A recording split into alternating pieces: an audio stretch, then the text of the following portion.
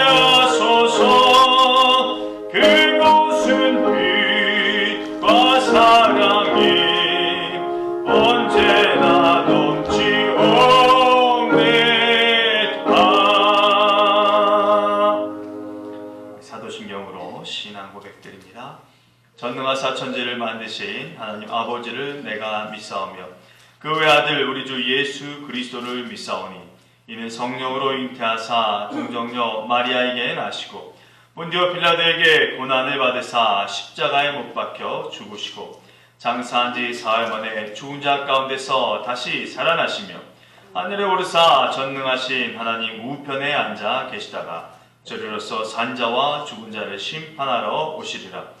성령을 믿사오며 거룩한 공회와 성도가 서로 교통하는 것과 죄를 사하여 주시는 것과 몸이 다시 사는 것과 영원히 사는 것을 믿사옵나이다. 아멘. 찬송가 492장 찬양드립니다.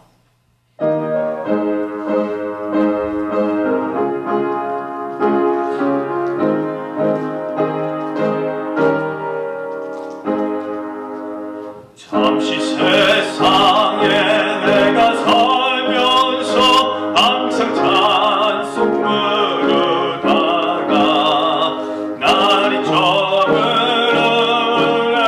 저물으시면 영광 중에 나가리.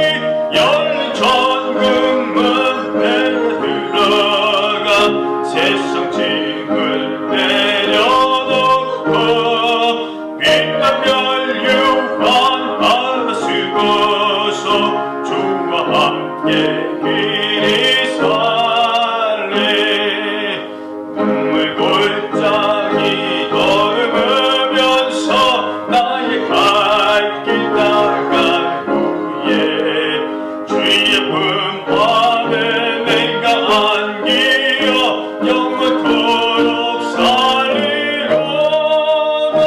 열린 천국문 내가 들어가 세상 짐을 내려놓고 빛난 멸류관 하나 쓰고서 주와 함께 길이 살리. 나의 가는 길 멀고 험하며 산이 높고 푸른 깊어 고난 나의 몸 쉴 곳 없어도 복된 날이 밝아오리. 열린 천국문 내가 들어가 세상 짐을 내려놓고 빛난 멸류관 하나 쓰고서 주와 함께 길이 살리. 안수하시고 죽음 없는 날 사모하며 기다리니 내가 기리는 주를 배울 때 나의 기쁨 넘치리라.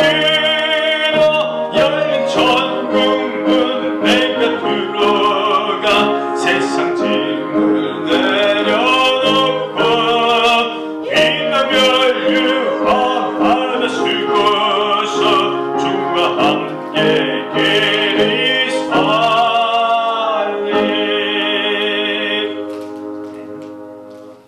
함께 하실 말씀 신약성경 마가복음 10장 1절로 12절까지 말씀입니다. 신약성경 70면이나 71면쯤 되겠습니다.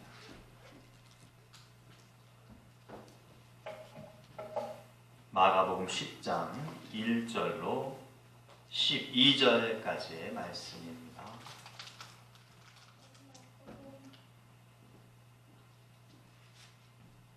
우리 함께 한 목소리로 합독합니다.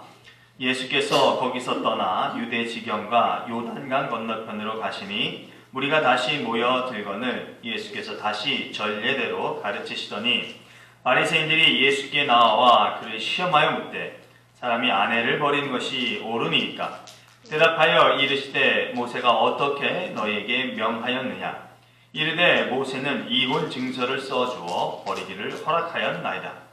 예수께서 그들에게 이르시되 너희 마음이 완악함으로 말미암아 이 명령을 기록하였거니와 창조 때부터 사람을 남자와 여자로 지으셨으니 이러므로 사람이 그 부모를 떠나서 그 둘이 한 몸이 될지니라. 이러한즉 이제 둘이 아니요 한 몸이니 그러므로 하나님이 짝지어 주신 것을 사람이 나누지 못할지니라 아시더라. 집에서 제자들이 다시 이 일을 물으니 이르시되 누구든지 그 아내를 버리고 다른 데에 장가드는 자는 본처에게 간음을 행하며 또 아내가 남편을 버리고 다른 데로 시집가면 간음을 행함이니라. 아멘. 하나님의 말씀입니다. 기도합니다. 감사하신 아버지 하나님 고맙습니다. 오늘도 주님의 말씀, 생명의 말씀을 읽었습니다. 이 말씀을 읽고 또 깨달아지는 은혜가 있도록 도우시며 말씀을 쫓아 잘 살아가는 우리가 되도록 하나님께서 함께해 주시옵소서. 성령님의 능력을 의지하며 말씀을 선언하고 함께 나누는 시간 가운데도 하나님이 주시는 은혜가 끼쳐지도록 역사해 주시옵소서. 예수님의 이름으로 기도합니다. 아멘. 바쁘다는 것은 할 일이 많은 거죠. 할 일이 많은 것이고 어쩌면 그것이 연속해서 일어나거나 쌓인다는 것을 의미할 것입니다. 그런데요, 그렇게 바쁘다 하더라도 그 일에서 벗어나면, 아니 그 산적해 있는 일을 하지 않으면 사실 바쁘지 않습니다. 외면하거나 무시하면 아무리 많은 일이 있어도 한가합니다. 그러기에 우리가 바쁘다는 것을 어떤 면에서 책임을 다하기에 할 수 있는 표현이라고 생각이 됩니다. 내게 주어진 일, 그 책임을 잘 감당하지 않는다면 그런 말은 할 수 없을 것 같아요. 그러나 책임을 잘 감당하기에 바쁘다라는 표현을 하는 것 같습니다. 지금의 예수님의 발걸음은 공생의 마지막으로 내닫는 그런 모습입니다. 그래서 두 번에 걸친 그리스도 곧 메시아의 고난과 죽음 그리고 부활에 대한 예고를 예수님께서 해주셨습니다. 더욱이 이 사실을 제자들에게 알린 예수님은 그 어떤 사람들과도 마주치기를 원치 않으셨던 마음이 간절했습니다. 그런데 오늘 말씀해 보니까요, 그런 마음을 갖기 이전에 상황으로 돌아간 그런 정황이 포착됩니다. 1절 말씀인데요. 예수께서 거기서 떠나 유대 지경과 요단강 건너편으로 가시니 무리가 다시 모여들거늘 이렇게 기록을 합니다. 계시던 곳에서 떠나서 새로운 지역으로 이동을 하시는데 무리가 모여들기 시작했습니다. 이 현상에 대해 저자 마가는 다시라는 표현을 썼습니다. 새로운 것 아니고요, 하던 것을 되풀이한 것에 대한 설명입니다. 굳이 지적을 해본다면 9장 30절 이후부터 가버나움 지역에서 머물게 된 그런 기간 동안에는 예수님이 가지셨던, 곧 아무도 만나기를 원치 않으셨던 그 마음, 아무에게도 알리고자 아니하시니의 상황이 전개되었다는 거죠. 그래서 정말로 아무도 만나지를 않았습니다. 그런데 지금 이곳에서는 그러한 상황이 없어졌다. 그러니 다시금 예수께서 사람들을 만나기를 시작했다라고 하는 것이죠. 이유는 알 수 없지만 이전에 북새통을 이룰 만큼의 사람들이 예수님께로 모여들었습니다. 그런데 저자 마가는 이런 사람들의 행동에 대한 예수님의 반응을 다시로 맞받아쳐서 기록을 합니다. 1절 말씀에 다시 전례대로, 그러니 과거에 사람들이 많이 모여들었을 때에 예수님께 하셨던 그 모습, 사람들이 많았을 때에 예수님께서 하셨던 그 행동 그대로 지금 사람들의 결핍을 해결해 주시고 또 복음의 가르침을 통해 이 사람들에게 새롭게 하실 것을 나타내실 뿐만 아니라 병자들을 치료해 주시고 고쳐주시고 귀신을 쫓아내시는 그러한 사역을 예수님께서 시작하셨다라고 볼 수 있는 거죠. 비록 예수님의 마음이 여전히 어쩌면 아무도 모르게 가는 것이었을지 모르겠지만 그 의도와 달리 군중들이 모여들었던 것을 예수님께서 외면하지 않으셨다는 것이에요. 그리고 인색함으로 그들을 대하지도 않고 그들에게 이전과 같이 따뜻함으로 좋은 모습으로 보이셨다는 것입니다. 바쁘지 않기 위해서, 또 무거운 책임을 던져버리기 위해 자신이 가졌던, 예수님이 가졌던 생각만 강조하지 않습니다. 비록 예수님은 아무도 만나고 싶지 않았지만 여하튼 몰려든 그 사람들에게 오히려 이전부터 해왔던 이름을 되새기시면서 그들에게 바쁨과 책임에 대해서 자신을 투신하십니다. 때로 우리는 어떤 결정을 하게 되면 그것에 집중하기 위해서 내가 결정한 그 목표와 다르거나 목표에 맞지 않는 것에 대해서는 아예 상종을 하지 않으려는 그런 태도가 있기도 합니다. 오직 목표, 오직 내가 설정한 그 목적을 위해서만 초지일관하려는 그런 의지를 강하게 표방하려는 그런 태도를 가지고 있다고 해도 특별히 어긋나는 것은 아닐 것입니다. 그도 그럴 것이 목표와 목적을 세웠으면 그렇게 해야만 내가 얻을 수 있는 결과를 얻을 수 있다라고 하는 그런 마음이 있기 때문이죠. 그래서 강한 의지와 태도가 있어야 좋은 결과를 얻는다. 내 목표와 목적을 이룰 수 있다는 것을 알기 때문에 목표와 목적을 설정하면 그것에 빗나간 다른 것들은 쳐다도 보지 않고 하지도 않으려고 한다는 거죠.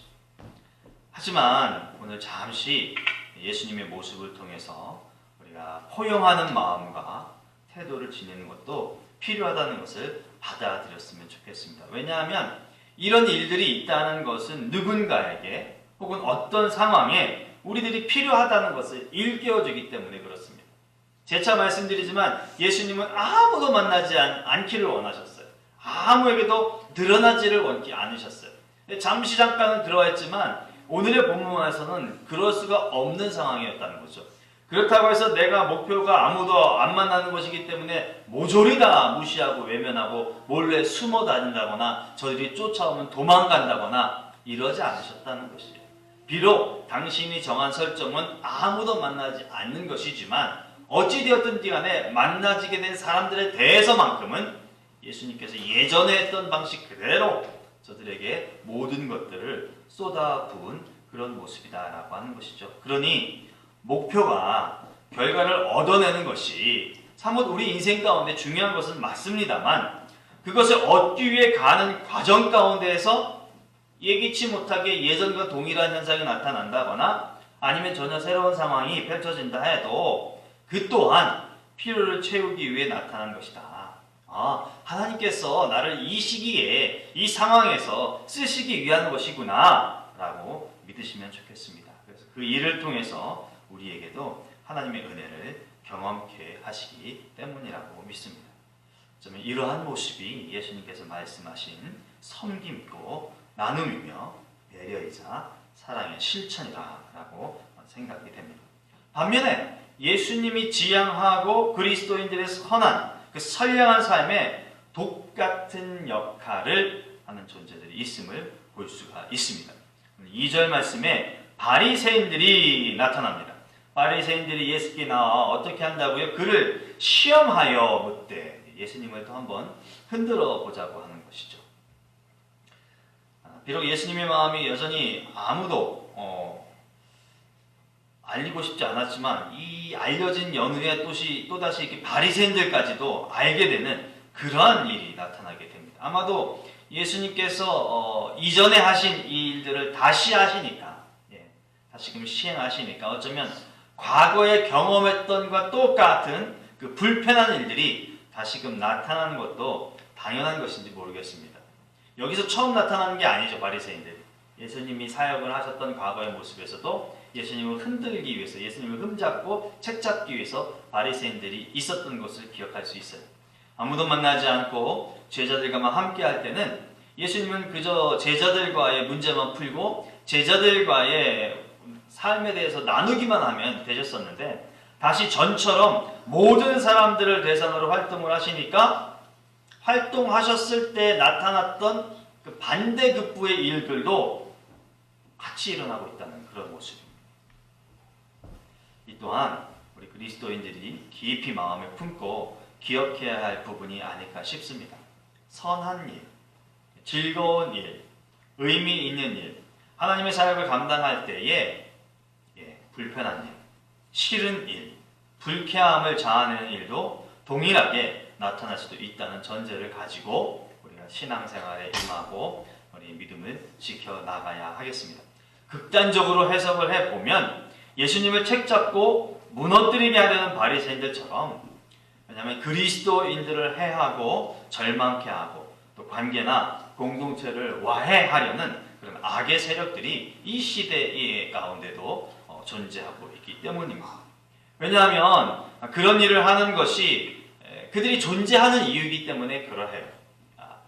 악인이다, 좋지 않은 그룹이다 라고 하는 사람들이 존재하는 이유가 그 일을 하기 위해서 있기 때문에 우리가 선한 일을 할 때마다, 주의 일을 할 때마다 그런 일들이 항상 나타난다는 것입니다. 바울이 에베소서 2장을 통해서 우리의 구원받기 전 상황에 대해 설명하기를 이렇게 말합니다. 그때의 너희는 그 가운데서 행하여 이 세상 풍조를 따르고 공중의 권세 잡은 자를 따랐으니 곧 지금 불순종의 아들들 가운데서 역사하는 영이라. 이렇게 기록한 근거로 알 수 있는 거죠. 그러니 같은 일을 했던 같은 그룹의 존재가 자기와 다른 그룹을 하는 것을 눈여겨볼 수가 없다라고 하는 것이죠. 그냥 내버려둘 수가 없다는 것이 악인의 입장에서, 그리스도인들을 해하려고 하는 존재 입장에서. 그러니 어떻게 해서든지 그를 무너뜨리고 그를 넘어지게 하여서 다시금 불순종의 종으로 다시금 적 그리스도의 모습으로 환원시켜야 되는 일이 그들의 존재의 목적이기 때문에 우리가 하나님께로 가까이 가면 갈수록 사실은 없기를 원하고 나타나지 않아야 할 것 같지만 반대급부로 그런 일이 있다는 것입니다. 그러니 하나님의 일을 안 하거나 바른 신앙생활을 하지 않거나 잠잠하고 조용하면 아무런 일도 일어나지 않을 확률이 대단히 높은 거죠. 왜냐하면 그들의 입장에서 봤을 때 자기가 똑같은 존재로 여길 수 있는 확률이 그만큼 높기 때문입니다. 그 반대로 신실하고 거룩하며 성실함을 드러내는 성도로서 삶을 산다면 성도로서의 삶이 굉장히 흔들릴 만한 그런 사건이나 사고 혹은 괴로움은 극에 달할 정도로 강하고 더 뚜렷하게 나타날 확률이 크다는 것입니다. 우리가 믿음의 생활을 하면 할수록 하나님께 가까이 나아가면 나아갈수록 어떤 것들을 통해서라도 우리를 흔들어 제끼는 일들은 그렇지 않을 때보다, 덜 열심일 때보다, 덜 신실할 때보다, 믿음이 덜 견고할 때보다 나타난다는 것이죠. 우리의 삶은 어떤지 한번 살펴봐야 하겠습니다.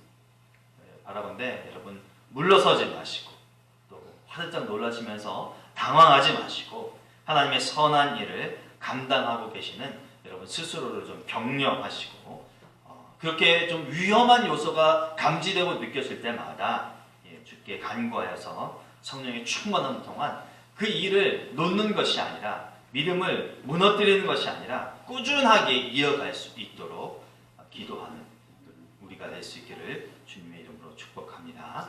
자, 기어이 바리새인들이 예수님을 책잡기 위한 질문 공세를 펼칩니다. 몰라서 묻는 거 아닙니다. 또 알기 위해서 질문하는 것도 아닙니다. 이미 저자 마가가 기록했기 때문에 예수를 시험하기 위해서, 예수를 책잡고 흔들고 그를 기어이 무너뜨리기 위해서 질문 공세를 펼치는 것입니다. 예수님에게서 무엇이든지 흠이 될 만한 것을 찾아내기 위해서 질문하고 있다는 것이 사실 질문 내용은 서로 간에 다 아는 겁니다. 예수님도 알고 있는 것이고요. 바리새인들이 알고 있다는 것은 이루 말할 것도 없는 것이고요. 율법에 대한 질문을 하고 있기 때문에 바리새인들은 어느 누구보다 더 철저하게 명료하게 알고 있죠. 또 예수님도 아시는 내용입니다. 하지만 이 율법, 법이 있는 의도와 진의가 무엇일까라고 하는 문제를 던져본다면, 그것을 생각해 본다면 예수님은 아시는 거예요. 그러나 이 질문을 던지는 바리새인들은 모른다라고 할 수 있습니다. 5절 말씀인데요. 5절 말씀, 예수께서 그들에게 이르시되 너희 마음이 완악함으로 말미암아 이 명령을 기록하였거니와 라고 했어요. 마음이 완악해서 그런 기록이 있다라고 하는 거죠. 어떤 기록이요? 이혼 증서를 써주고 여자를 내쫓아도 무방하다라고 하는 그 대목은 너희들 쉽게 말하면 남자들에게 완악함 때문에 있는 것이다 라고 말하는 것이에요.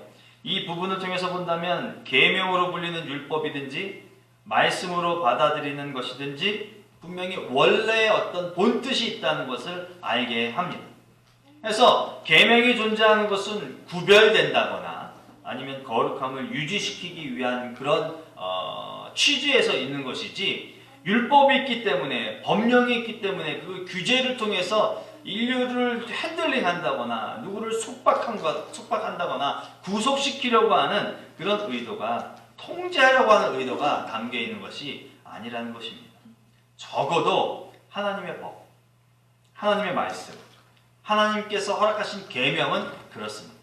그러니까 통제하고 규제하고 억압하려고 있는 것이 아니다라고 하는 것입니다. 그것들을 행하고 지킴을 통해서 세상과 구별되는 모습이 있어야 되겠다는 것이고요. 그 구별됨이 성도 또는 그리스도인으로서의 어떤 정확함이나 바름을 드러내기 위함이 될 수 있게 하기 위한 것이라는 것이죠. 곧 이것은 사람들의 행동을 통해서 하나님의 어떠하심을 더불어 증명하는 길이 되는 것이기에 주신 말씀, 계명, 법, 이것들을 마땅히 지켜야 한다라는 예수님의 뜻이 담겨 있습니다. 그러나 이에 대한 왜곡이 있었음을 짐작케 하는 것이 5절에서 하신 예수님의 말씀이에요. 예수께서 그들에게 이르시되 너희 마음이 완악함으로 말미암아 이 명령을 기록하였다라고 하는 것이죠. 인간의 완악함, 폐악적이며 악독하고 이기주의자적인 어떤 발상을 그 율법에 가미시켜서 담고 그 율법을 지키기를 유도했다라는 뜻으로 예수님께서 말씀을 하시는 것이라고 생각이 되어져요. 6절에서 9절 말씀을 한번 볼까요? 창조 때로부터 사람을 남자와 여자로 지으셨으니 이러므로 사람이 그 부모를 떠나서 그 둘이 한 몸이 될지니라. 이러한즉 이제 둘이 아니요 한 몸이니 그러므로 하나님이 짝지어 주신 것을 사람이 나누지 못할지니라 하시더라. 아멘. 하나님께서 사람을 창조하신 거 맞습니다. 게다가 창세기 2장 18절 말씀을 보면 사람이 혼자 사는 것이 좋지 않다 이렇게 여기셔서 돕는 배필이 필요하겠구나 라고 해서 아담이 잠잤을 때에 하와를 만들었다라고 성경을 기록합니다. 그래서 하나님의 뜻, 성경의 입장에서 남녀가 존재한다. 당연한 이치에서 시작됩니다. 여자는 홀로 있는 남자를 돕는 그런 존재로서 함께 있게 됩니다. 둘이 한 몸이 되는 것, 그것이 하나님의 뜻이라는 것을 창세기를 통해서 알 수 있습니다. 그러므로 지금 바리새인들이 지적하는 이혼에 관한 문제에 자연스럽게 등장할 수밖에 없는 것이 남자와 여자입니다. 남자가 혼자 있다는 것은 돕는 자가 필요하다라고 하는 것이고요. 여자가 혼자 있다는 것은 도울 자가 없다는 것을 의미한다고 볼 수 있습니다. 이혼했다라고 하는 것을 전제했을 때요.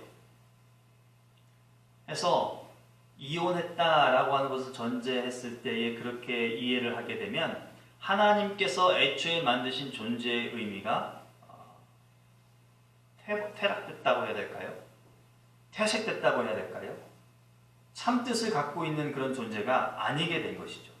자, 그런데 바리새인들이 생각하는 자신이 철통같이 따른다는 법은 어떻게 한다고 말을 합니까? 4절로 거슬러 가 보면 모세가 말했다는 거예요. 이혼 증서를 써줘서 버리기만 하면 된다.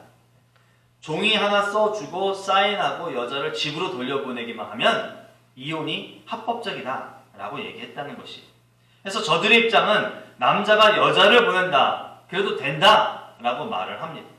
그렇게 해도 된다고 이야기하는데 그러한 입장은 성경에서 봤을 때 정면으로 맞서는 생각과 태도가 됩니다. 예수님의 말씀에서 발견할 수 있죠. 9절입니다. 그러므로 하나님이 짝지어 주신 것을 사람이 나누지 못할지니라 하시니라. 예수님의 입장은요, 남자와 여자가 하나가 된다는 것은 하나님이 짝지어 주신 것이라고 강조를 하고 있는 것이에요.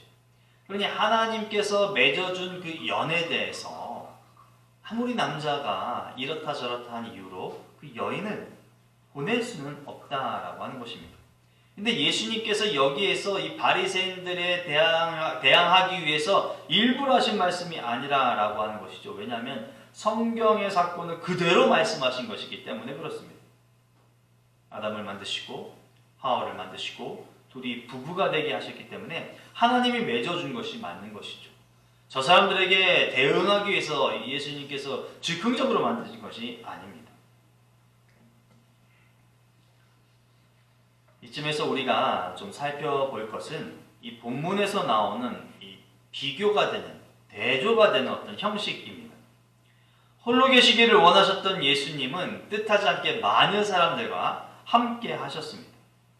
예수님은 능력이 있는 분이셨고 예수님 주변에 몰려든 사람들은 그 능력으로 혜택을 입어야만 하는 약자들이었습니다.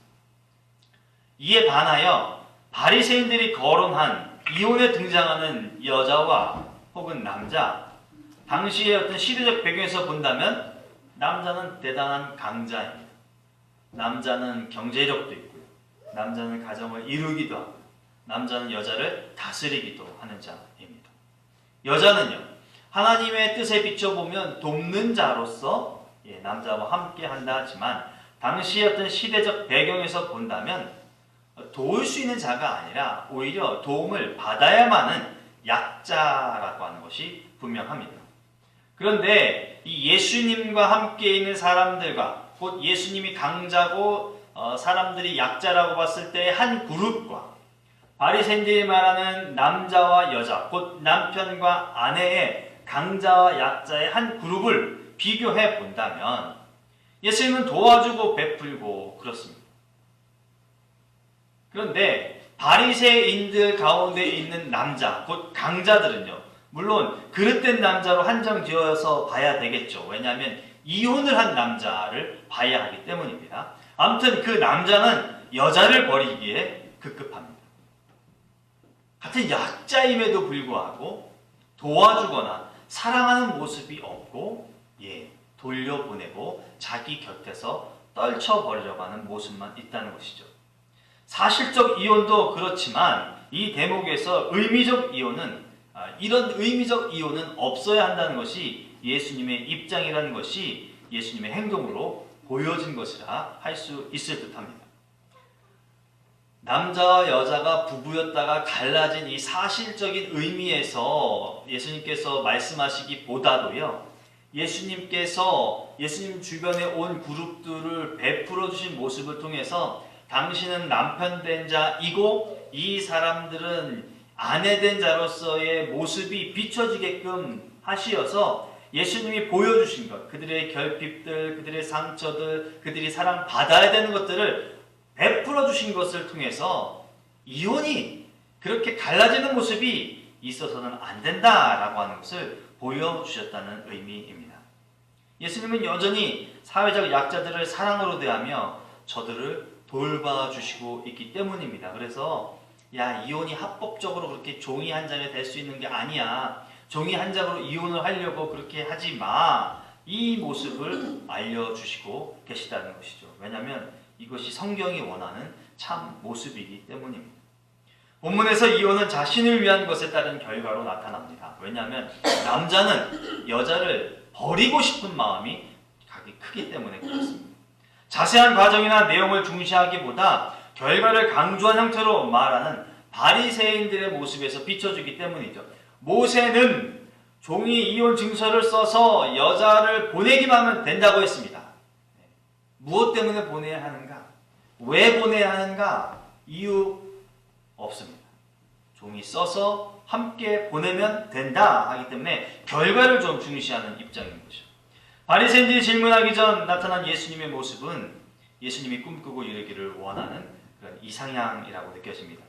그 과정과 일들을 통해서 복음이 들어가고 하나님의 나라를 경험하게 할 뿐만 아니라 어쩌면 메시아에 대한 확고한 신앙을 갖게 하고자 한 원론적인 이유도 분명히 있기 때문이겠죠.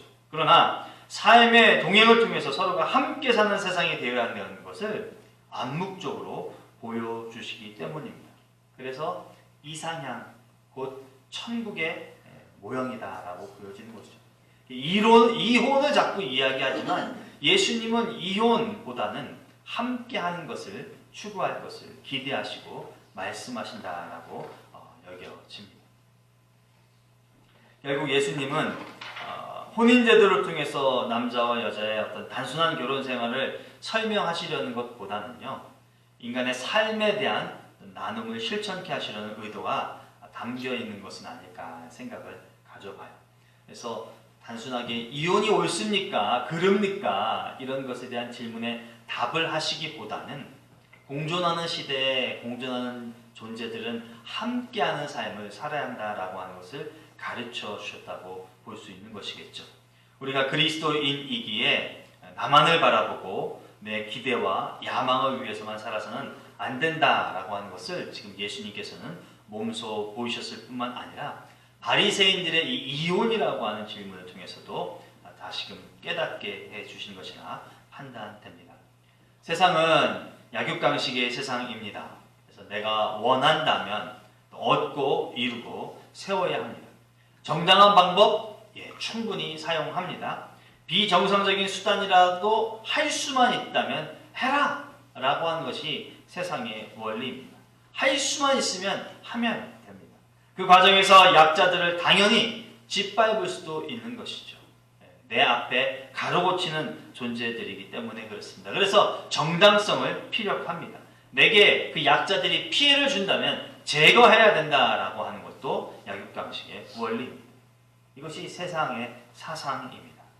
그러나 그리스도의 삶, 그리스도인의 생활은 달라야 함을 예수님은 언제나 말씀하시고 보여주십니다.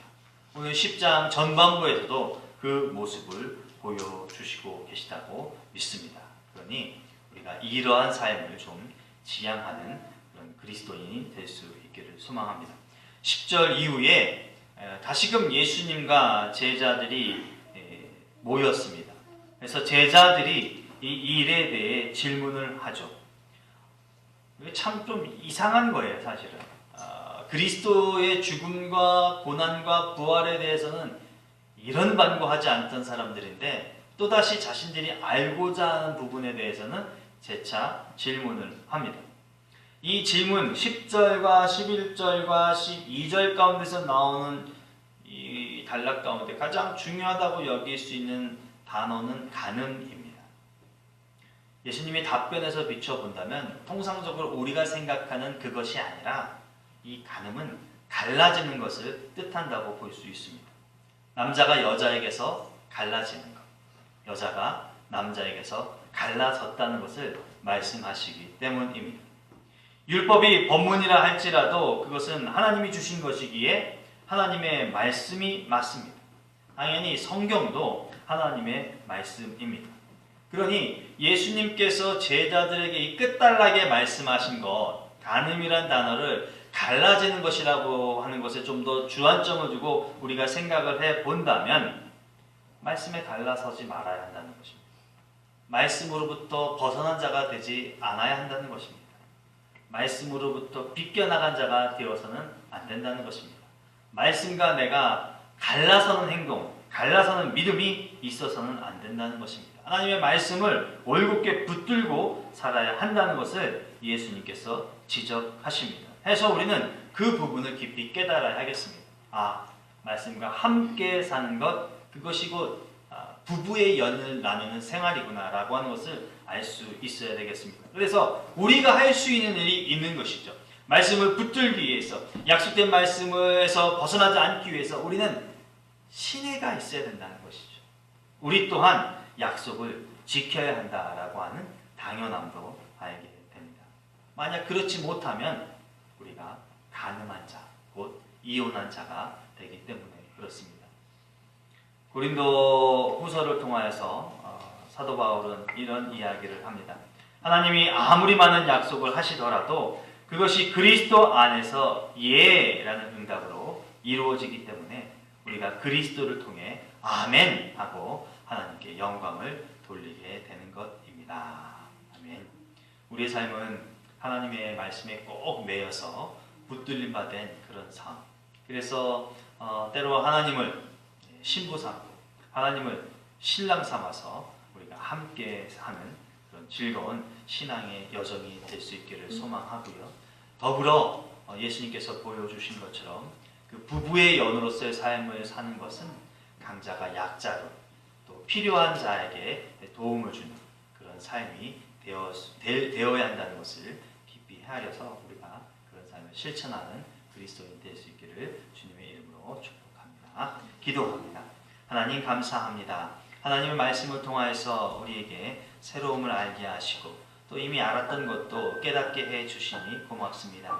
하나님의 말씀에 꼭 붙들려 사는 우리가 되게 하시고 그 말씀에 붙들려서 또 약속을 잘 지켜나가는 우리가 되게 하셔서 우리가 하나님과 더불어 하는 아름다운 생활이 영원토록 유지되기에 부족함이 없도록 도와주시옵소서.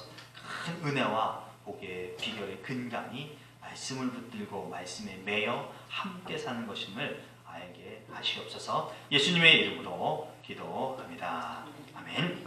우리 시간에 함께 기도하기를 원하는데요. 오늘 주신 말씀을 생각하시면서 우리가 어떻게 하면 말씀을 잘 붙들 수 있을까?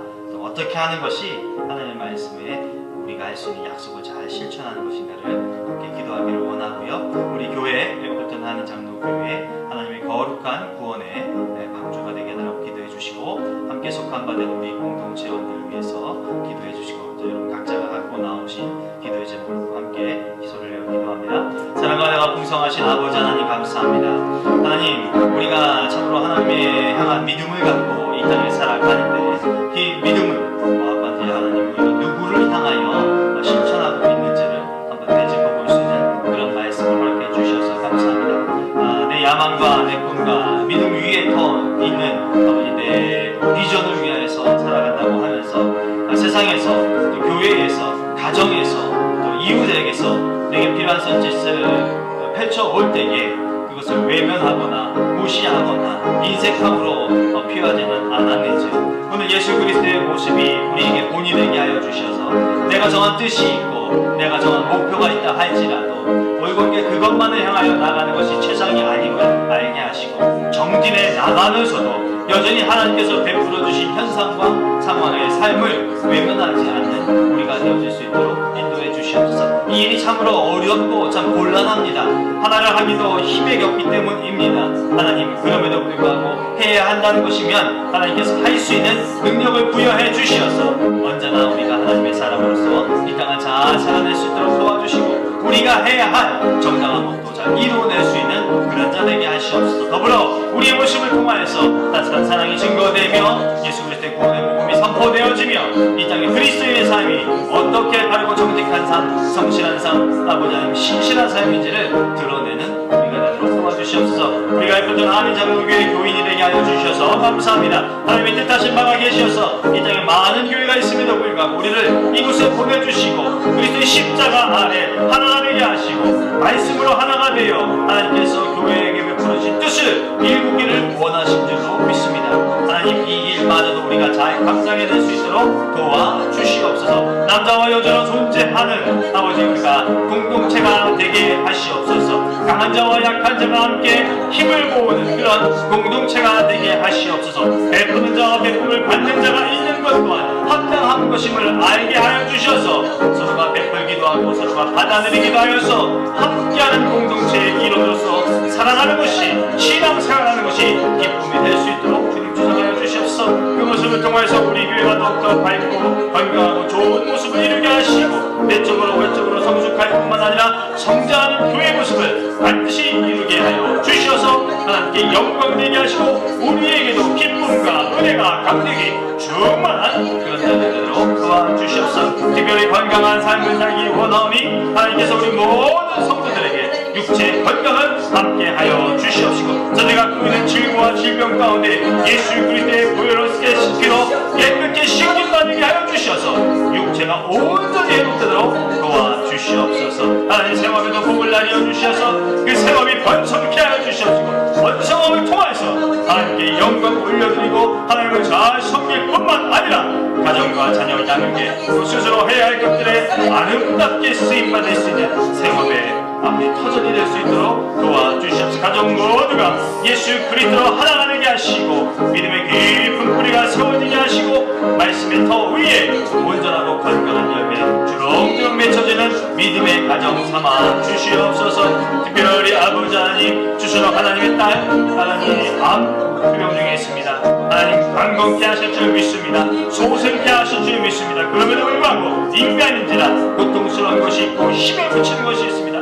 그럴 때마다 입술 벌려 간구하였는데 하나님이 주님 응답하시고 함께하여 주시어서 기력이 회복되게 하시고 소생케 하시옵시고 하나님 몸 안에 있는 종양들이 깨끗하게 제거되는 기쁨 감격 얻게 하여 주셔서 남을 얻고 온전히 하나님의 영광 보여드리는 귀한 날 삼아 주시옵소서. 행정적으로 또 의료적인 부분에 있어서 어려운 부분들 없도록 하나님 철저하게 아버지 하나님께서 동행하시고 함께하시고 일을 처리하여 주시옵소서. 특별히 병을 다니실 때마다 의료진들 아버지 귀한 딸을 어머니와 같이 누이와 같이 따뜻하게 대하게 하시옵소서.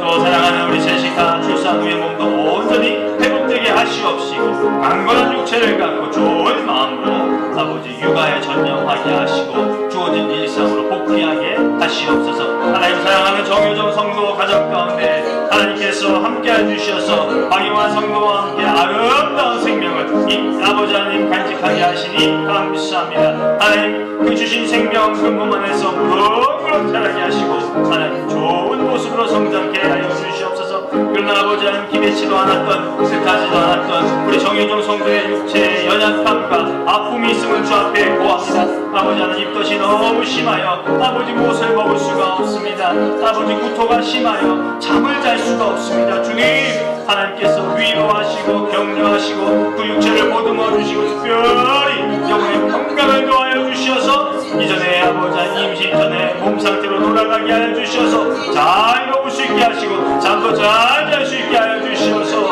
아버지 주신 생명을 잘 나누고 이끌어갈 수 있도록 성장시킬 수 있는 육체가 되어질 수 있도록 은혜를 도하여 주시옵소서. 주님 주님께 간구하는 입술입니다. 주님을 사모하는 마음 주님을 사모하는 태도를 갖고 하루하루를 지납니다. 하나님 간구하오니 육체의 연약함 아버지 입덧의 강함이 점차 사그러들게 하여 주셔서 잘 먹고 평안한 가운데 주신 생명을 잘 키워나갈 수 있도록 은총을 베풀어 주셔서 하나님께 영광 보여드리며 땅과도 살아갈 수 있도록 도와주시옵소서. 이 자리에 모인 주의 귀한 자녀들 하나님께 간구하는 모든 것들이 응답되는 데 삶을 살게 하시옵시고 강건하고 평강 가운데 사는 귀한 자의 삶이 될 수 있도록 도와주시옵소서. 특별히 든든한 심장 주시고 심박수가 정상적으로 아버지 움직이게 하여 주시고 생활에 절대 어려움 없게 하시옵소서. 강건케 하시옵소서. 돌아가는 발걸음도 안전케 하시고 믿음의 반석 위에 아버지 신앙생활 잘하도록 은총을 베풀어 주시옵소서. 예수님의 이름으로 기도합니다. 좋으신 하나님 고맙습니다. 주님 전에 예배가 있게 하시니 감사합니다. 그 예배에 우리 각자가 산재물로 참여케 하시니 고맙습니다. 언제나 예배드림에 전심을 다한 우리가 되게 하시고 예배를 통하여 함께 영광 올려드리게 하시고 하나님께서 허락하시니 생명의 말씀 성경 66권을 잘 받아들이고 귀히 여기며 읽고 묵상하여 그 뜻대로 이 땅을 잘 살아갈 수 있는 우리가 되어지도록 도와주시옵소서. 아버지 가슴을 다하여 간구한 기도의 내용들 온몸을 다하여 섬기는 교회 위에 함께하여 주시고 저들의 생활 가운데 하나님께서 친히 강림하시고 인도자가 되어 주셔서 전혀 어려움과 불편함이 없게끔 하시옵소서. 때로 고난이 있고 때로 염려가 있고 때로 관계에 어그러짐이 있다 할지라도 예수 그리스도로 인하여 회복되게 도와주시고 나의 감정적인 이유, 나의 생각들, 나의 태도로 인하여 발생한 여러 불편한 관계들마저도 하나님께서 회복되게 하여 주시고 스스로 또 뉘우치고 깨우치고 좋은 관계, 유대 관계에 맺는 우리 모두가 되게 하시고 부모와 자녀 되게 하시고 친구들 되게 하시고 우리 교우들 되게 하시고 직장의 관계의 다들 되도록 주님 인도해 주시옵소서. 돌아가는 발걸음 안전케 하시고 이 밤에 편안한 잠을 누리게 하시고 새날을 든든하게 맞이하게 하세요. 예수님의 이름으로 기도합니다. 아멘.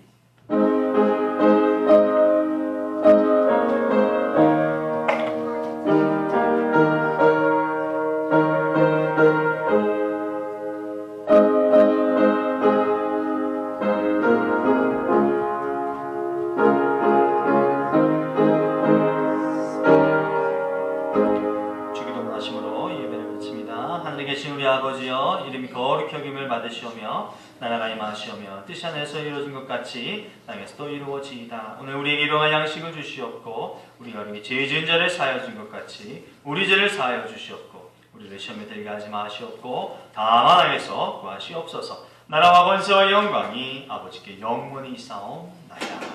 아멘.